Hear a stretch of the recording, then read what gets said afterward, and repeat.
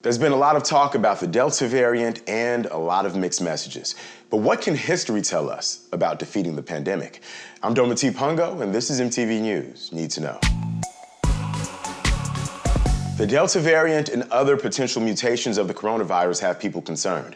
Sensationalized headlines and competing narratives have been around throughout the entire pandemic, and it's something people trying to communicate life-saving information have had to contend with. So let's try to cut through the mess and talk about where we are right now. The Delta variant is currently the most dominant coronavirus strain in the United States and worldwide. This mutation spreads quicker and more easily than its predecessors. And the big question is, are vaccinated people safe from Delta? The COVID-19 vaccine is strong protection. A recent study showed that the vaccine reduces risk of a Delta infection by 50 to 60%. Now, you may have heard that vaccinated people can still contract COVID-19, which doctors refer to as breakthrough cases.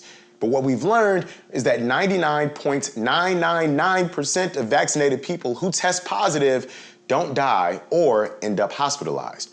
Almost all of America's recent hospitalizations and deaths are among the unvaccinated. Still, some people are asking, why get vaccinated if you can still get COVID-19? Right now, the vaccine is the only way to curb the global outbreak. It strengthens the proteins used to fight the virus, meaning symptoms are less severe if you do get infected. Take professor and author Brittany Cooper's experience. My dad, a heart attack survivor, had a breakthrough COVID case last Monday. He got Moderna back in January, February. He was sick with what felt like a bad upper respiratory thing for about 3 days. He's fine now. My fully vaccinated mother tested negative. #GetTheShot. So how should we be acting in public? Now that's a mixed bag. A lot of cities like LA, San Francisco, and Washington, D.C. brought back mask mandates. And earlier this week, New York became the first city to require proof of vaccination for indoor activities. But then you've got places like Chicago, where Mayor Lori Lightfoot recommends everyone wear masks indoors, regardless of vaccination status, while also allowing thousands of unmasked people to party at Lollapalooza over the weekend.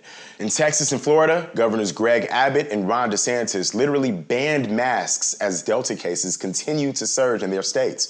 But then in their own cities, officials in Houston, Palm Beach, Miami, and more are going against these orders and making masks mandatory. It's not just that responses aren't cohesive, it's also that many are diametrically opposed. This is when you should look to the CDC's recommendations. The latest from the CDC is to mask up indoors in areas where there are high infection rates, even if you're fully vaccinated. History teaches us that the best shot at stopping the coronavirus from mutating further and going back to normal is vaccines. We've eradicated other diseases like polio and measles through vaccines. So where do we go next?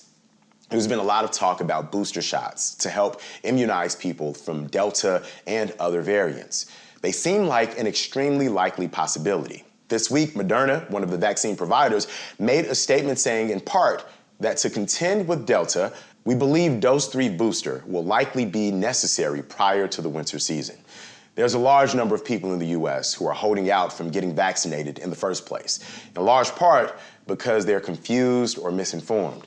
The White House has enlisted young influencers to push COVID-19 vaccine information, which is helping in some cases. But studies show that people are most easily persuaded by trusted individuals like family and friends. That means having those uncomfortable conversations in person with those that you know and care about can actually help. I'm Dometi Pongo, and that's what you need to know.